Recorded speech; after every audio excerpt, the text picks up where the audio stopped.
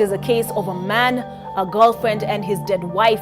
They were the model couple running a successful business and traveling the world until her body was discovered in a small dam off Thika Road last weekend.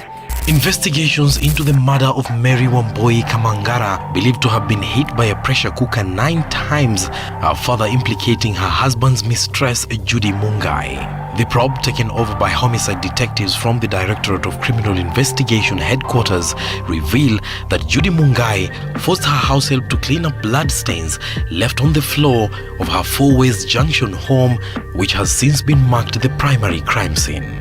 Citizen TV has learned that the house help confessed to the police that Joseph Corey, Wambui's husband, was not at the scene during the murder. On January 26, 2019, two close friends were seen enjoying nyama choma and taking selfies at Homeland Inn along Thika Road. But just hours later, one was caught transporting the other's lifeless body in a Mercedes-Benz, allegedly heading to dump it in a dam. The motive behind it all, love.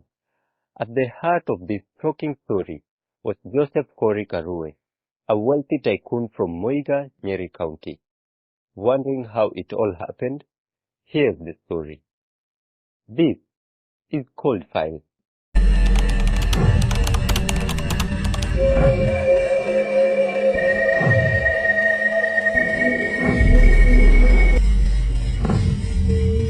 Joseph Corey is a successful businessman and entrepreneur, well known for his achievements in the timber business. But like many great entrepreneurs, his rise to wealth started from very humble beginnings. Together with his first love, Grace Wanjiku, Joseph Corey worked hard from a tiny single room in Kayole. Though they had little, their strong bond helped them face life struggle and keep moving forward. They started out by supplying rice to local shops, working tirelessly to secure a better future for their young family. In 2008, they welcomed a beautiful daughter, a blessing that came a year after the painful loss of their first child. With faith and determination, their hard work paid off as God blessed their journey. They grew from success in the rice business to thriving ventures in the timber industry, which Corey handled. Together, they seemed destined for greatness.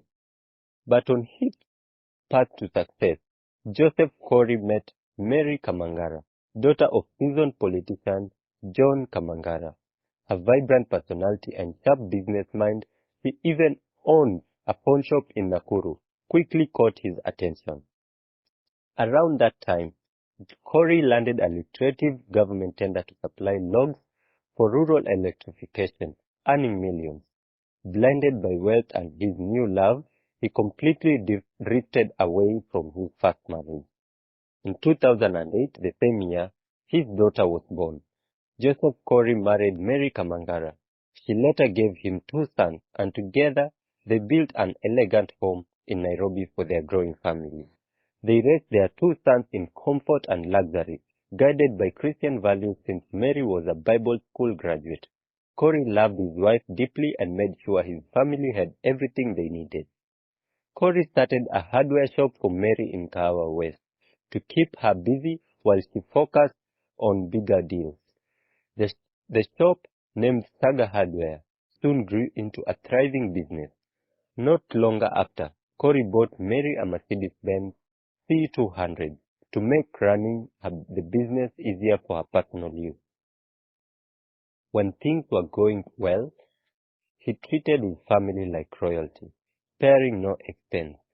Corey took his family to all the beautiful places in Kenya, from wildlife safaris to water parks, at village market, and even go-kating for some excitement. Mary often posted their fun adventures on social media. If Nairobi ever felt too hectic or dull for the young couple, Joseph Corey would tell his love, pack your things. We are headed to Mombasa. In just 40 minutes, they'd be on a plane, ready to enjoy the white sandy beaches. Mary deeply appreciated her husband for these spontaneous getaways, as he also aimed higher with overseas trips like places in Dubai and Malaysia.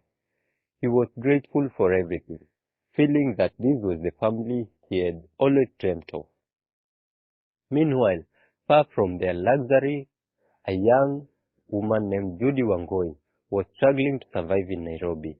Having come to the city with little more than a primary school education, she was trying to make both ends meet. Like a true hustler, Judy Wangui started by selling boiled eggs, sausages, and tea at a car wash in Tendegwa. She also cleaned client shoes for 200 shillings a pair that helped her stay afloat in the bustling city. One day, as Judy went about her daily routine at the car wash, a new client pulled up. It was Joseph Corey. He noticed the young woman cleaning shoes and thought to himself, how now? After some conversations and days of communication, Joseph Corey helped Judy land a cashier job at their hardware store, changing her fortune. This gesture was driven by mutual attraction between them. However, the attraction was mostly one-sided, with Judy being captivated by the lavish lifestyle, while Joseph Corey provided for his wife, from generous allowances to both local and international trips. Judy wanted that lifestyle for herself as well.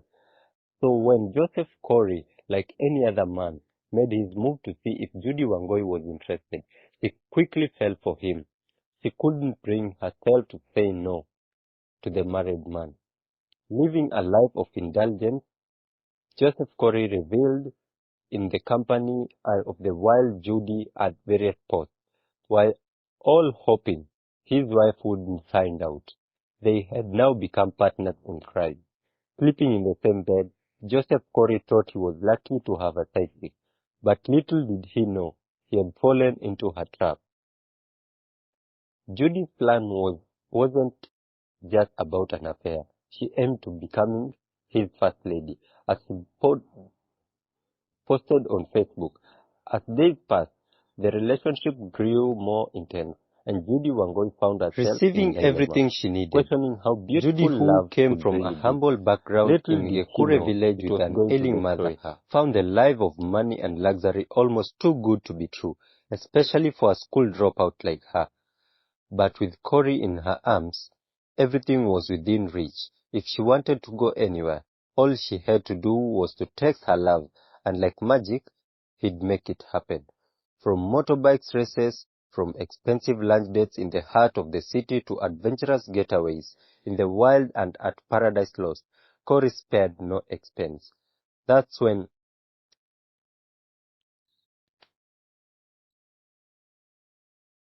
To make matters more extravagant, when her favorite artist Diamond Platnumz was in Kenya, he took her to Naivasha to meet him. That's when she realized this was a sign she couldn't ignore. It was time to make a decision, or her life would never change. So Judy asked Corey to fulfill her dream of a better home, and she granted it by renting her apartment of 60,000 per month at Daisy Court Fourways Junction, complete with a house help to serve her needs. By this time, Judy had already quit her job at the hardware to keep the wife out of their business. She was now running a wines and spirits shop near the car wash where she first met Joseph Corey. For deliveries, she would use a Toyota Allion that she frequently hired from a friend because there was no way she was going to use a boda boda while dating a millionaire. No way. Life was good for Judy Wangui, who was now living her dream. Everything that once seemed out of reach was now hers. No one could ever call her poor again. Meanwhile, Corey's wife, Mary, sensed that something was wrong with their relationship, as her husband, who was often out of her arms, a woman she didn't know, was taking care of the husband. She cried but remained prayerful. Despite being betrayed, Mary gave Corey another chance to work on their rocky marriage. Corey accepted her offer and slowly began cutting communication with Judy. However, Judy was always steps ahead and could sense the storm before it hit. She knew that without Corey, her lavish lifestyle she had grown accustomed to would slip away, becoming nothing more than a distant dream. So she devised a plan.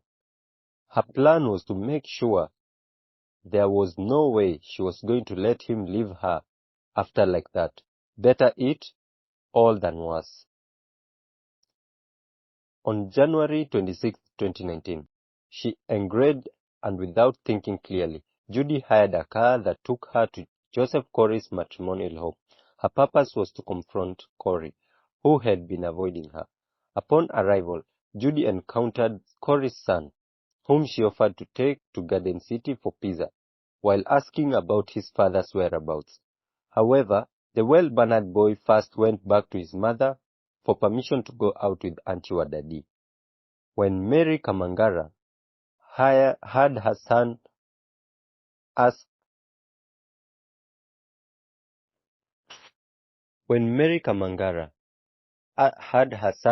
to go out with Auntie Wadadi, she was immediately disturbed. Who is this Auntie Wadadi? She wondered. She quickly went to the gate to confront her. To her shock, Mary was met with the sight of her former hardware employee, Judy Wangui. She was deeply perturbed, but still she couldn't believe that Judy could be the one sleeping with her husband. How now? She thought in disbelief. Mary remained calm and almost as if under duress, agreed to accompany Judy on a lunch date, unaware that she drove away in the Mercedes-Benz to Homeland Inn. This was her last day alive. They were photographed savoring delicious nyama choma with Mary Kamangara, unaware that the woman she was sharing a piece of meat with would ultimately take her life just a few hours later. After finishing their lunch, the two left the hotel and headed to Judy Wangui's apartment at Four West Junction. This was the last time Mary Kamangara was seen alive. The next time Mary was found, her body was discovered meters deep at Najuja Dam. No one knew who had dumped her there, but detectives were now determined to uncover the truth, and so the investigations began.